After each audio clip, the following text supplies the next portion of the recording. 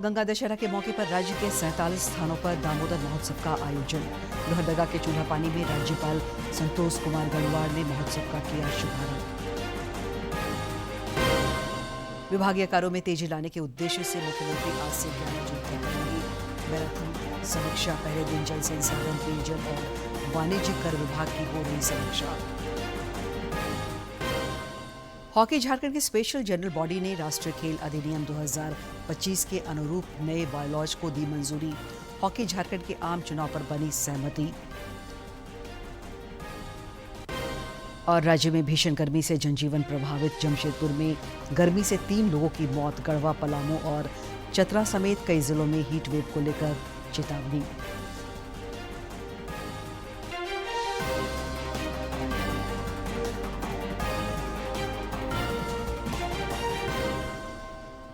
नमस्कार, खबरी झारखंड में आपका स्वागत है। मैं हूं दिव्या और अब समाचार विस्तार से।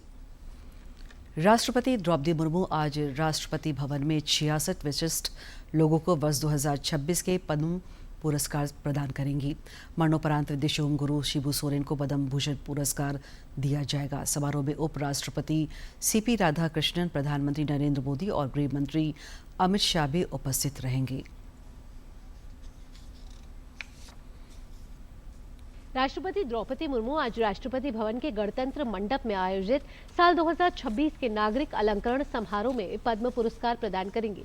इस समारोह में उपराष्ट्रपति सीपी राधाकृष्णन, प्रधानमंत्री नरेंद्र मोदी और केंद्रीय गृह मंत्री अमित शाह सहित अन्य गणमान्य लोग उपस्थित रहेंगे। इस दौरान राष्ट्रपति 2 पद्म विभूषण, 6 पद्म भूषण और 58 पद्मश्री पुरस्कार प्रदान करेंगे। साल 2026 के लिए राष्ट्रपति ने 131 पद्म पुरस्कार देने की मंजूरी दी है, जिनमें 5 पद्म विभूषण, 13 पद्म भूषण और 113 पद्मश्री पुरस्कार शामिल हैं। पद्म भूषण से सम्मानित किए जाने वाले में दिवंगत अभिनेता धर्मेंद्र, झारखंड के पूर्व मुख्यमंत्री दिवंगत शिबू सोरेन और बॉलीवुड गायिका अलका याग्निक शामिल हैं। वहीं पद्मश्री पुरस्कार पाने वालों में अभिनेता आर माधवन, भारतीय cricketer Rohit Sharma, para athlete Praveen Kumar, भारतीय महिला क्रिकेट टीम के कप्तान हरमनप्रीत कौर और हॉकी खिलाड़ी सविता पुनिया को सम्मानित किया जाएगा। पद्म पुरस्कार देश के सर्वोच्च नागरिक सम्मानों में शामिल है, जो विभिन्न क्षेत्रों में उत्कृष्ट योगदान देने वाले व्यक्तियों को प्रदान किए जाते हैं। गंगा दशहरा के मौके पर आज राज्य में 47 स्थानों पर दामोदर महोत्सव का आयोजन किया जा रहा है। इस मौके पर सभी स्थानों पर दामोदर की आरती की जाएगी। दामोदर नदी के उद्गम स्थल लोहरदगा के चूल्हा पानी में मुख्य कार्यक्रम का आयोजन किया गया, जहां राज्यपाल संतोष कुमार गंगवार शामिल हुए। युगांतर भारती की ओर से आयोजित इस समारोह की अध्यक्षता दामोदर बचाओ आंदोलन के प्रणेता और विधायक सरयू राय ने की।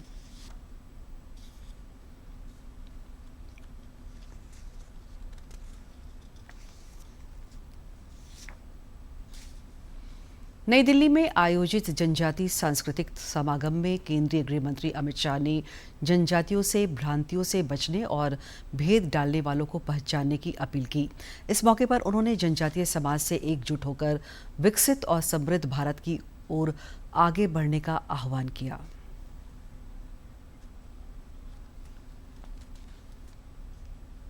हमारी संस्कृति, हमारी भूमि, हमारी धर्म को सुरक्षित करने के लिए ये महाकुंभ बहुत बड़ा काम करेगा।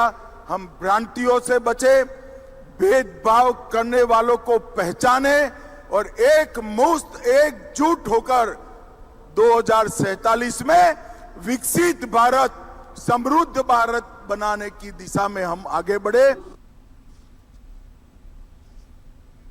केंद्रीय गृह मंत्री ने इस मौके पर जनजाति सुरक्षा मंच और वनवासी कल्याण आश्रम की प्रशंसा की। उन्होंने कहा कि दोनों संगठनों ने अपनी कार्यों से भारत को मजबूत करने का काम किया है। आपका जो आंदोलन है, आपका जो ये पुरुषार्थ, ये इस समय का उल गुलान है। यही आंदोलन आने वाले दिनों में हमें बचाकर भी रखेगा, हमारी धरती से भी जोड़कर रखेगा, हमारी संस्कृति से भी जोड़कर रखेगा, हमारे धर्म को भी जोड़कर रखेगा। और यही आंदोलन पूरे देश को मजबूत करने के लिए एक बहुत बड़ी नींव डालने का आज काम कर रहा है। इसलिए मैं आज यहां पर दोनों संगठनों को जनजाति सुरक्षा मंच और वनवासी कल्याण आश्रम दोनों की बुरी बुरी प्रशंसा करना चाहता हूं कि आपने आंदोलन से भारत को मजबूत करने का काम किया है। मुख्यमंत्री हेमंत सोरेन का राज्य के तेज और सतत विकास पर फोकस है। मुख्यमंत्री विकास का नया आयाम देने के लिए आज से 11 जून तक विभिन्न विभागों की समीक्षा करेंगे। मंत्रिमंडल सचिवालय एवं निगरानी विभाग ने विभागवार समीक्षा बैठकों का कार्यक्रम जारी कर दिया है, जो प्रोजेक्ट भवन स्थित सभागार में आयोजित होगी। श्री सोरेन आज जल संसाधन, पेयजल एवं वाणिज्य कर विभाग की समीक्षा कर रहे हैं, जबकि कल स्कूली शिक्षा, महिला एवं बाल विकास और सामाजिक सुरक्षा विभाग की समीक्षा करेंगे। वहीं 27 मई को ग्रामीण विकास एवं पंचायती राज विभाग की समीक्षा की जाएगी।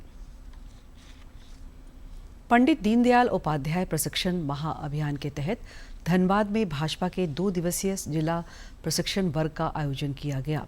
इस शिविर में संगठन विस्तार, कार्य पद्धति, बूथ प्रबंधन और आगामी पंचायत और विधानसभा चुनाव की रणनीति पर मंथन हुआ।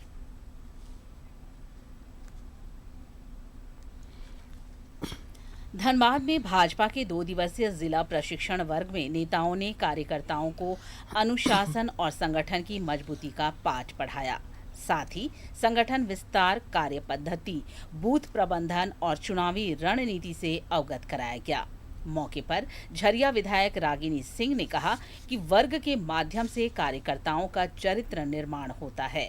हर 5 साल पे प्रशिक्षण के माध्यम से लोगों को हम लोग संगठन को मजबूत करने का और एक संकल्प है और हर एक जो माननीय प्रधानमंत्री जी का जो योजना है हर घरों में, हर दिलों में उतारने का जो भारतीय जनता पार्टी के कार्यकर्ता काम करती है।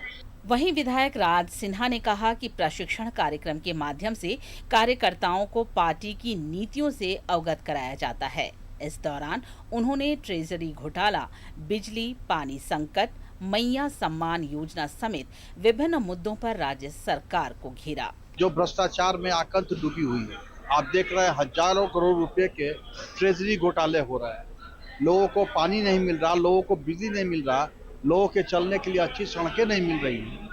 तो ये सारी जो वादे करके आई थी झूठे हेमंत सोरेन सरकार ने, वो पूरा नहीं हो रहा। प्रशिक्षण शिविर में बागमारा विधायक शत्रुघ्न महतो भी शामिल हुए। उन्होंने कहा कि संगठन की मजबूती के कारण ही अधिकांश राज्यों में भाजपा की सरकार बनी है। इस दौरान उन्होंने राज्य सरकार पर वादा खिलाफी के आरोप भी लगाए।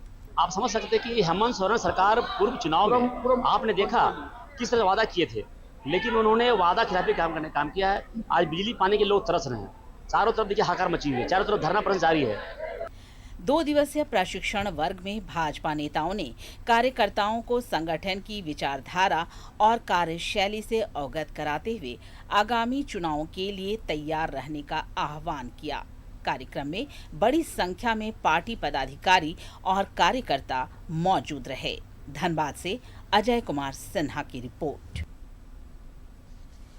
झारखंड विधानसभा की महिला एवं बाल विकास समिति की सभापति कल्पना सोरेन ने सदस्यों के साथ पुणे के BAIF डेवलपमेंट रिसर्च फाउंडेशन के प्रधान कार्यालय एवं रूरल इनोवेशन सेंटर का दौरा किया।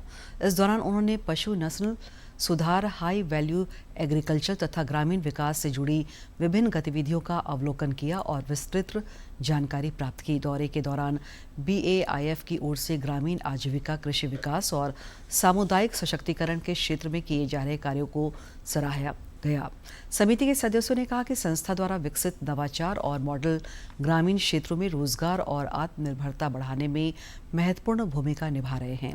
इस मौके पर समिति की सदस्य पूर्णिमा साहू भी मौजूद थी। धनबाद में खाद्य सुरक्षा को लेकर जिला प्रशासन अब सख्त नजर आ रहा है।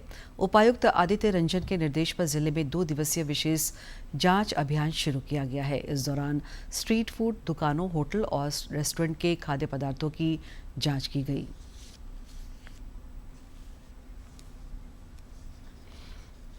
धनबाद के खाद्य सुरक्षा अधिकारी डॉक्टर राजा कुमार ने फूड सेफ्टी को लेकर मुहिम चलाया।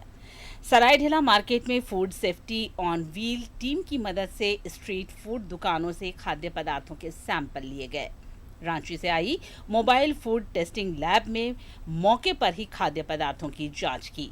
खामियां पाए जाने पर खाद्य पदार्थों को तुरंत नष्ट करवाया गया और दुकानदारों को चेतावनी दी गई। मिठाई दुकान है, टेलीकॉम चे हैं, सभी में ऑन द स्पॉट सैंपल का जांच किया जाएगा और इसी क्रम में आज हम लोग यहाँ पर सरायढेला से हम लोगों ने स्टार्ट किया है और अगले 2 दिन तक पूरे धनबाद जिले में ये अभियान जारी रहेगा।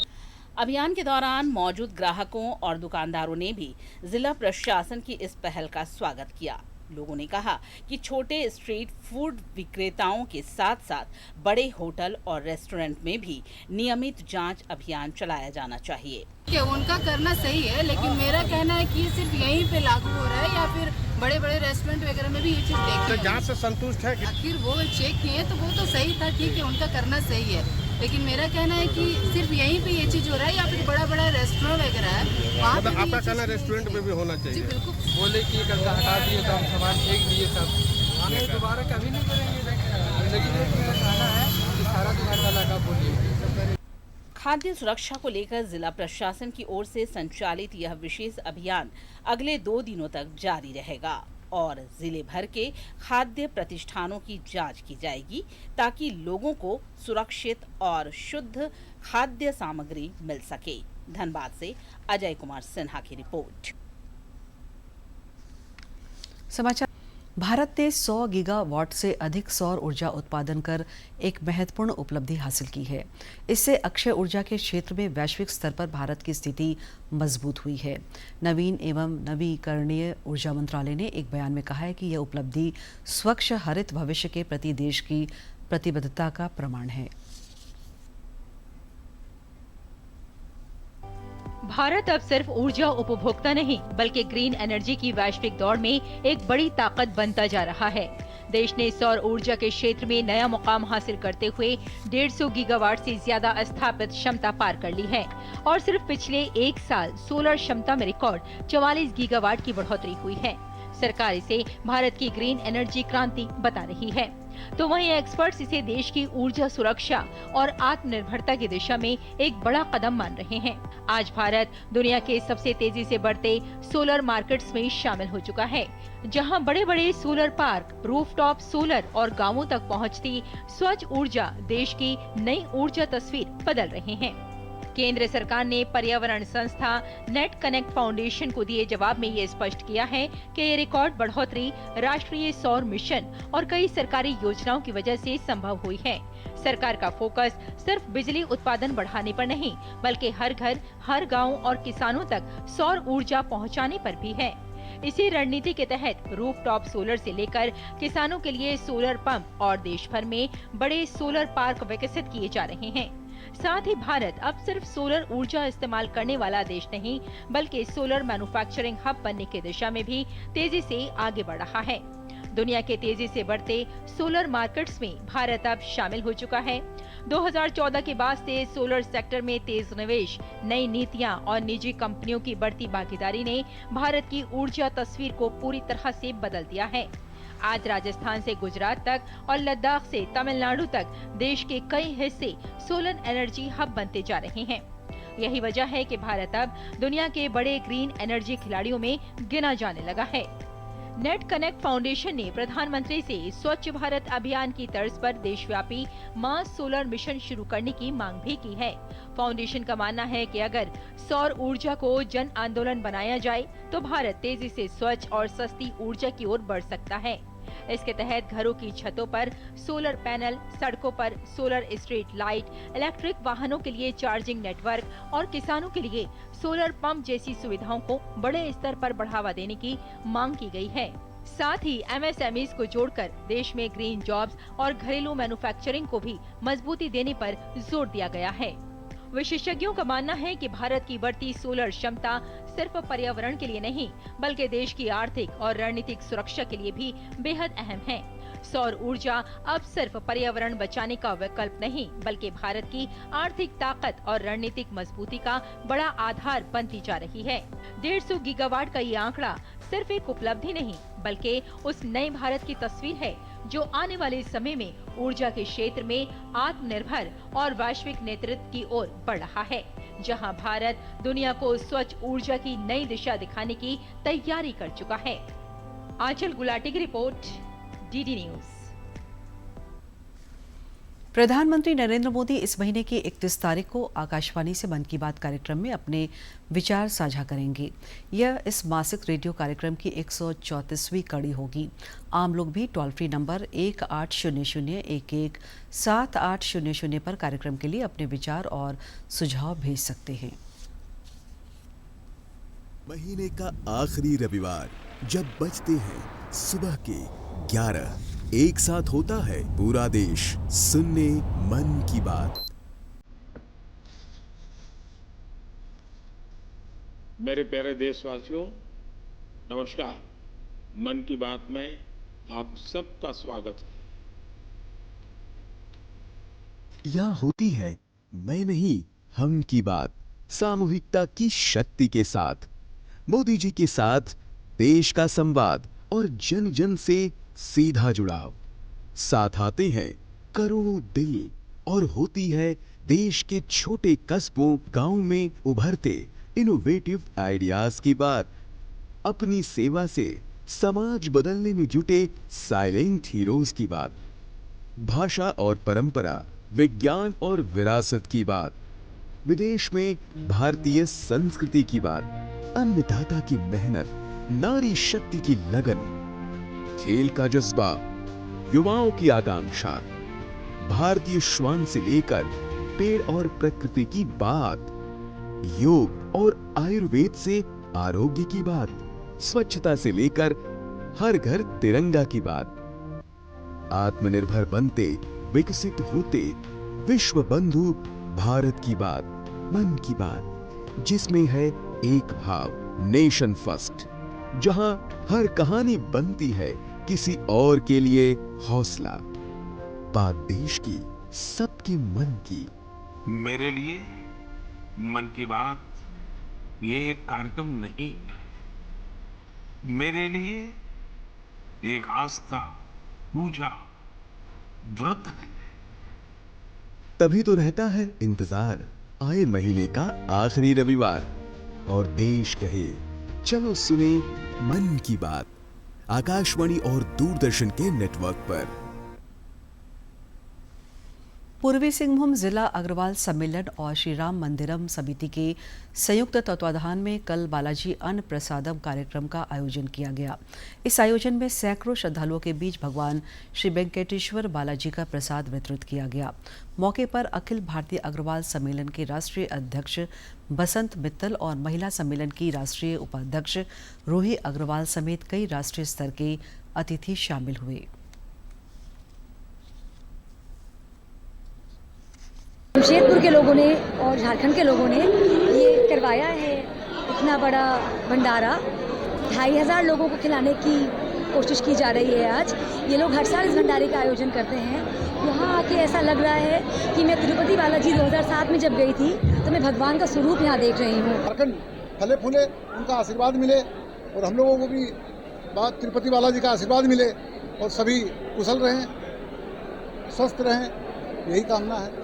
आज जमशेदपुर के समाजवासियों के लिए यहाँ पर व्यवस्था की गई है और आगे हमारा ऐसा प्रयास रहेगा कि हिंदुस्तान के अनेक दूर दूर के मंदिरों से जो विशेष प्रसाद या जो विशेष ये बनते हैं उन्हें हम जमशेदपुर को जनता तक कैसे पहुँचाएं, जमशेदपुर के समाजवासियों तक कैसे पहुँचाएं और ऐसा कार्यक्रम आगे करते रहें। ये समाज को एकजुट करने का कार्यक्रम है।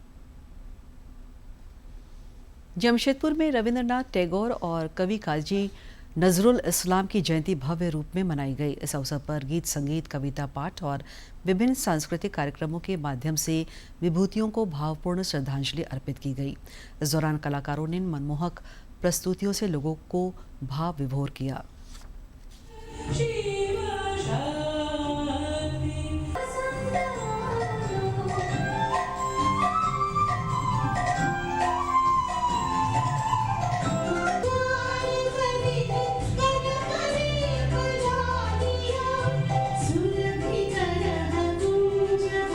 इस कार्यक्रम के तहत आज जो बंगाली कल्चर है उस पे हमने ज़्यादा फोकस किया और रविंद्र नजरुल की जो संगीत है, जो पोइटिक नरेशंस है, उस पे कलाकारों ने काम किया।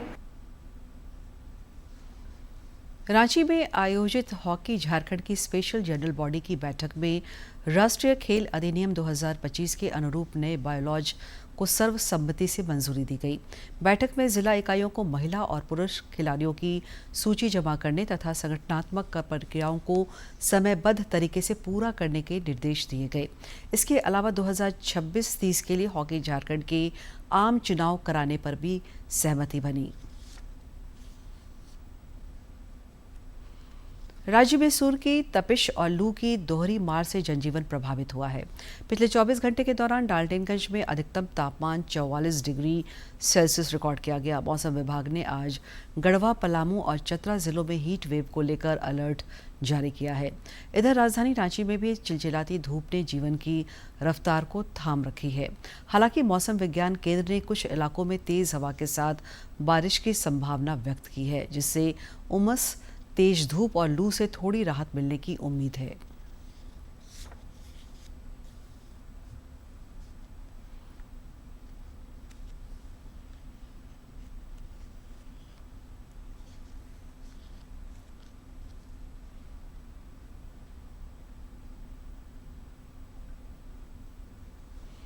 जमशेदपुर में भी भीषण गर्मी और हीट वेव से जनजीवन पर प्रभाव पड़ा है। पिछले 4 दिनों में 3 लोगों की मौत हो गई है। तेज धूप और उमस के कारण अस्पतालों में चक्कर, उल्टी और बेहोशी के मरीजों की संख्या बढ़ रही है। विष्णुपुर, साकची और बर्मा माइंस में हुई इन घटनाओं से लोग मर्माहत हैं।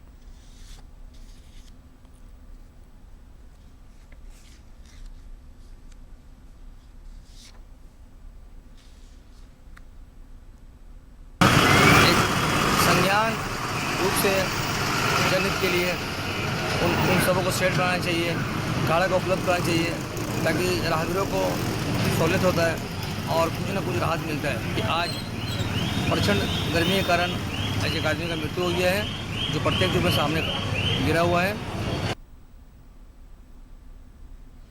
एक और जहां आसमान से पड़ रही भीषण गर्मी लोगों के लिए आफत बनी हुई है, वहीं दूसरी ओर मानवता की मिसाल पेश करते हुए कई संस्थाएं और लोग राहत के प्रयासों में जुटे हैं। राजधानी रांची में जगह जगह प्याऊ की व्यवस्था की गई है, जहां लोग न केवल अपनी प्यास बुझा रहे हैं बल्कि मिट्टी की सौंधी खुशबू का भी अनुभव कर रहे हैं। और अधिक जानकारी दे रहे हैं हमारे सहयोगी। राज्य में गर्मी का असर जारी है, आसमान से आग बरस रहे हैं। वहीं लोग जो हैं सो गर्मी से बचने के लिए तरह तरह के उपाय कर रहे हैं। हमारे पीछे आप ये देख सकते हैं, प्याऊ लगा हुआ है। ये घड़ा है और घड़े में पानी ठंडा होता है, इसीलिए जगह जगह पर लोगों ने प्याऊ का व्यवस्था किया है, ताकि जो लोग रास्ते में सफ़र करते हैं उन्हें थोड़ी ठंडी पानी मिल सके। ये पहल जो है सिर्फ मानवता का परिचय नहीं देता है, बल्कि ये भी बताता है कि जो घड़ा है उसमें जो अपनापन है वो लोगों को अपने तरफ खींचता है। हमारे देख रहे हैं कि यहाँ पे एक व्यक्ति आए हुए हैं, घड़ा से पानी निकाल के पिएंगे। और सबसे बड़ी बात ये है कि जब इस तरह की पहल आप करते हैं तो उससे सिर्फ हम अपने पर्यावरण को ही नहीं बचाते हैं, बल्कि अपने पारंपरिक चीज़ों को संजो कर रखते हैं। मैं रविकांत कुमार, सहयोगी सौरभ कुमार के साथ, दूरदर्शन समाचार, रांची। राज्य भर में बिजली और पानी संकट से जनजीवन प्रभावित हो गया है। इधर कोयलांचल धनबाद के झरिया में 12 घंटे से अधिक समय तक बिजली आपूर्ति नहीं होने से स्थानीय लोग आक्रोशित हुए और विरोध प्रदर्शन किया। मौके पर विधायक रागिनी सिंह ने राज्य सरकार पर जमकर निशाना साधा। कोयलांचल धनबाद के झरिया में 12 घंटे से अधिक समय तक बिजली आपूर्ति न होने से स्थानीय लोगों ने डिगवाडीह बिजली स्टेशन का घेराव कर विरोध प्रदर्शन किया। मौके पर पहुंची झरिया विधायक रागिनी सिंह ने विभागीय अधिकारियों को बिजली बहाल करने का निर्देश दिया और राज्य सरकार पर जमकर निशाना साधा। स्पष्ट रूप से बात की कि भाई जो चाहिए आप इनको दीजिए, लेकिन हमारे झरिया में कोई तरह का परेशानी ना हो। लेकिन कहीं ना कहीं ये निकम्बी मिली भगत के जो सरकार है, इनमें बैठे सारे अधिकारी घूसखोर है। अभी जैसे हमको पता चल रहा है यहाँ आने के बाद कि अवैध तरीके से लोग कनेक्शन लिए हुए हैं, तो इसमें विभाग को चाहिए जांच करना चाहिए। हर घरों में हर जगह पे नोटिस देना चाहिए, भाई आप डबल बिजली जला रहे हैं जिसके कारण लोड पड़ रहा है, लोड करने पर ट्रांसफार्मर जो है उड़ जा रहा है और लोगों को काफ़ी परेशानी हो रहा है। वहीं स्थानीय लोगों ने बिजली विभाग पर आरोप लगाया कि लगातार हो रही अनियमित बिजली आपूर्ति से जनजीवन प्रभावित हुआ है और पेयजल संकट भी गहरा गया है। हम लोग का लोड को बहुत ज़्यादा बढ़ा दिया गया, जबकि हमारा लोड 330 है और इनका कैपेसिटी है 250 का, यानी 80 के भी एक्स्ट्रा जा रहा है। तो इसके लिए कोई वैकल्पिक व्यवस्था नहीं कर पा रही है बिजली विभाग की तरफ से, और जिसके वजह से हम लोग ये मतलब बिजली की समस्या से परेशान हैं। हम रिक्वेस्ट करते हैं, हम लोग बहुत गरीब आदमी हैं, हम लोग को लाइन दिया जाए। कोयला का गर्मी खा रहे हैं, ऊपर से बिजली विभाग बिजली भी नहीं देगा, हम लोग क्या जिएंगे। जनता मजदूर संघ के नेता अखिलेश सिंह ने बताया कि 10 MVA का ट्रांसफार्मर के जलने से बिजली संकट गहराई है, जिसके कारण करीब 50,000 लोग प्रभावित हैं। उन्होंने बताया कि विभाग की ओर से जल्द ट्रांसफार्मर उपलब्ध कराया जाएगा। कम से कम ये 40 से 50,000 आबादी तो जरूर प्रभावित है इससे, इसमें तो ज़्यादा ही नहीं है। कम से कम 50,000, उससे तो ज़्यादा ही है। और मेयर साहब इन लोगों के बीच में बात हुई है, तो हल जो है हमारे सिंदरी में, उसके पास एक 10 MVA का ट्रांसफार्मर आइडल था, तो उसमें ये बात हुई है कि वो हल हम लोगों को कुछ दिनों के लिए वो 10 MVA का ट्रांसफार्मर देने को तैयार हुआ है। लगातार बढ़ते बिजली संकट से झरिया क्षेत्र में लोगों की परेशानी बढ़ गई है। बिजली आपूर्ति बाधित होने से जहां पेयजल संकट गहरा गया है, वहीं भीषण गर्मी में आम जनजीवन भी प्रभावित हुआ है। स्थानीय लोगों ने जल्द स्थायी समाधान की मांग की है। धनबाद से शरद की रिपोर्ट।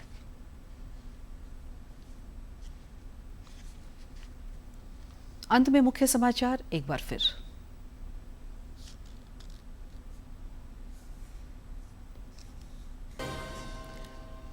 गंगा दशहरा के मौके पर राज्य के 47 स्थानों पर दामोदर महोत्सव का आयोजन। लोहरदगा के चूल्हापानी में राज्यपाल संतोष कुमार गंगवार ने महोत्सव का किया शुभारंभ। विभागीय कार्यों में तेजी लाने के उद्देश्य से मुख्यमंत्री आज से 11 जून तक करेंगे मैराथन समीक्षा। पहले दिन जल संसाधन, पेयजल और वाणिज्य कर विभाग की हो रही समीक्षा। हॉकी झारखंड की स्पेशल जनरल बॉडी ने राष्ट्रीय खेल अधिनियम 2025 के अनुरूप नए बायलॉज को दी मंजूरी। हॉकी झारखंड के आम चुनाव पर बनी सहमति। और राज्य में भीषण गर्मी से जनजीवन प्रभावित। जमशेदपुर में गर्मी से 3 लोगों की मौत। गढ़वा, पलामू और चतरा समेत कई जिलों में हीट वेव को लेकर चेतावनी।